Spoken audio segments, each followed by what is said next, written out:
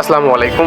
এই ভিডিওতে যেই মহিলাটাকে দেখতে পাচ্ছেন, এই মহিলাটি একজন মা। সে কেমন মা আমি বুঝি না, নিজের সন্তানকে কিভাবে বিক্রি করে একজন মা।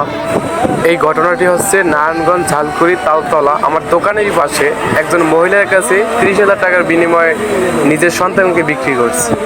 এই মহিলার সন্তানটি বিক্রি করে চলে যায়, এক সপ্তাহ পরে আবার আসার পরে বলে যে আমার সন্তান আমি নিয়ে যাব। যেই মহিলা কিনছে ওই মহিলা বলে যে আমি সন্তান কিনছি, আমি কেন দিব। তারপরে তারা দিবে না, তাদের ভিতরে ঝামেলা হয়। ঝামেলা হওয়ার পরে এলাকার মানুষ জানতে পারে যে বিষয়টা এমন, সন্তান বেচা কিনা হচ্ছে। তারপরে মহিলার এলাকার মানুষ চাপ সৃষ্টি করে যে কেন তুমি সন্তান বিক্রি করে আবার নিয়ে যাওয়া। চাপ সৃষ্টি করার পরে ওই মহিলা বলে যে আমি সন্তান এই জায়গায় 30,000 টাকা বিক্রি করছি, আমার এই জায়গায় হয় না, অন্য জায়গায় আমি 1 লাখ টাকা বিক্রি করছি। এটা বলার পরে এলাকার মানুষ তার উপরে ক্ষিপ্ত হয়ে গেছে যে নিজের সন্তান কিভাবে এরকম মা বিক্রি করে। এমন মা থাকার থেকে না থাকা ভালো। দেখেন কিছুদিন আগে অনেক চ্যানেলে নিউজ হয়েছে 45,000 টাকার বিনিময়ে মা সন্তানকে বিক্রি করে, মা শপিং করে, মা নূপুর বানায়। আসলে এরা কেমন মা আমি জানি না। সন্তান লালন পালন করতে পারবে না, তাহলে জন্ম দেয় কেন এই মা?